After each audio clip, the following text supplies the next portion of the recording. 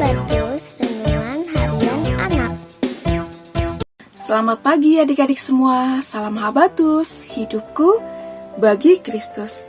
Mari kita akan sama-sama pagi ini membaca sebagian firman Tuhan. Kita akan belajar bersama-sama dan kita memohon pimpinan Tuhan. Mari kita berdoa terlebih dahulu. Bapa yang baik, kami ucap syukur atas kasih karunia Tuhan dan pimpinan Tuhan dalam setiap kehidupan kami.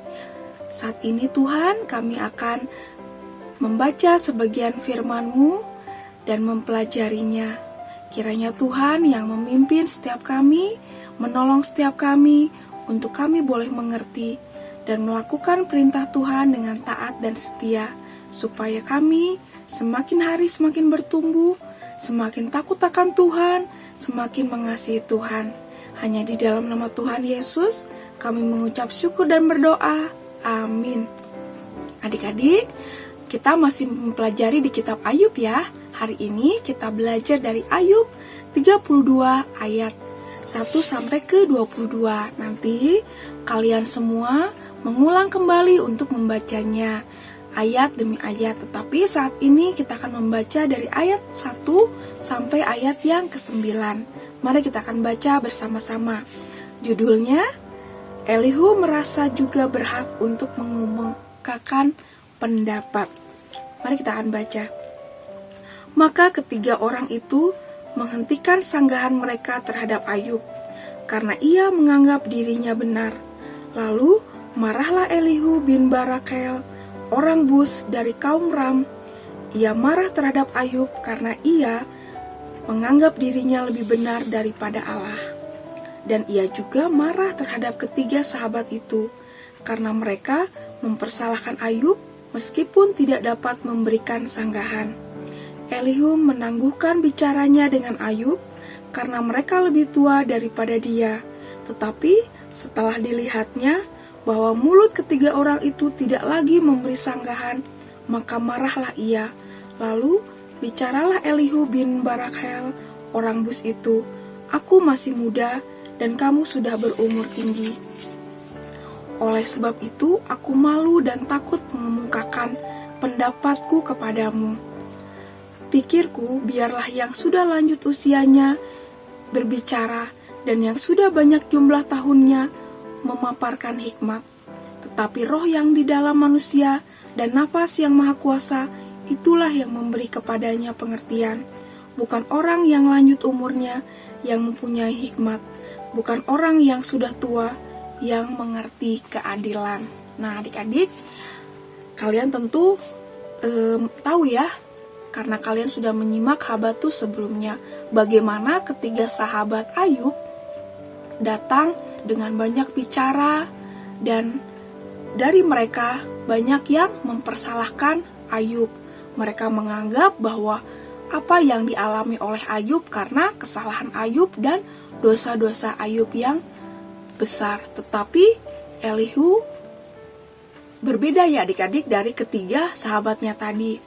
Elihu mempersilahkan ketiga sahabatnya dulu untuk mengemukakan pendapat, atau mempersilahkan yang lebih tua untuk lebih dulu berbicara terhadap Ayub. Tetapi ketika Elihu tahu apa yang dilakukan ketiga sahabatnya tersebut, mereka semua adalah orang-orang yang intinya atau tujuannya hanya mempersalahkan, menyalahkan apa yang terjadi. Tetapi Elihu bersikap bijak. Dia mendengarkan apa yang menjadi keluhan Ayub. Dia juga menegur ketika Ayub merasa benar. Dia menganggap bahwa Tuhan Allah tidak menjawab pergumulan doanya atau permohonannya. Tetapi Elihu tahu bahwa Tuhan menjawab permasalahan Ayub, dan dia mengatakan bahwa Tuhan Allah sudah menjawab apa yang menjadi doa-doa dari Ayub. Dan Elihu ini mendengarkan juga apa yang menjadi keluhan atau pembelaan dari seorang Ayub. Nah adik-adik, sikap Elihu ini dia menganggap bahwa ketiga sahabatnya Ayub ini lebih tua, jadi dia mempersilahkan mereka untuk lebih dulu berbicara. Dia mengalah, menahan diri, tetapi ketika diketahuinya apa yang dilakukan ketiga sahabatnya itu tidak mencari solusi atau jalan keluar bagi Ayub, malah mempersalahkan. Maka Elihu berkata bahwa hikmat Tuhan datang kepada siapapun. Tuhan sanggup memakai siapapun, bukan karena usia yang tua atau lebih banyak pengalamannya, belum tentu ya adik-adik. Jadi hikmat Tuhan bisa datang kepada orang muda sekalipun. Karena apa adik-adik? Tuhan hanya melihat sikap hati, kedekatan seseorang kepada Tuhan, bukan karena usianya. Nah, di sini adik-adik yang bisa kita pelajari dari kisah Ayub di pasal ke-32 ini, bagaimana seorang Elihu, seorang muda, dia orang yang menghargai orang yang lebih tua dari dirinya. Kita juga harus seperti itu ya, kita harus menghargai, menghormati orang yang lebih tua dari kita. Contohnya, orang tua kita, guru-guru kita, kakak kita. Kita harus menghormati dan menghargai. Yang kedua, Elihu tidak seperti ketiga sahabatnya tadi yang hanya mempersalahkan, tetapi dia bijak. Dia mendengarkan apa yang menjadi keluhan Ayub. Dia juga mengatakan ketika Ayub tidak berkata benar, dia juga mengingatkan bagaimana Tuhan Allah menjawab doa-doa Ayub. Nah, di sini kita juga belajar dari Elihu bagaimana kita harus berkata. Jangan sampai perkataan kita menyakiti atau malah menambah beban bagi orang yang sedang kesusahan. Nah, adik-adik, hari ini menjadi renungan kita, menjadi pelajaran kita. Apakah kita sudah menghargai orang yang lebih tua dari kita? Dan yang kedua, apakah ucapan kita, perkataan kita sudah memuliakan Allah? Apakah perkataan kita sudah menjadi berkat atau menyenangkan hati orang? Atau mungkin kita masih suka memberontak terhadap orang tua, kita masih tidak sopan terhadap orang yang lebih tua, atau perkataan kita perkataan yang seringkali menyakiti orang tua atau menyakiti sesama kita. Nah, adik-adik, bagi kita yang masih suka melawan, belum hormat, masih suka berkata yang menyakiti, yuk kita minta ampun kepada Tuhan.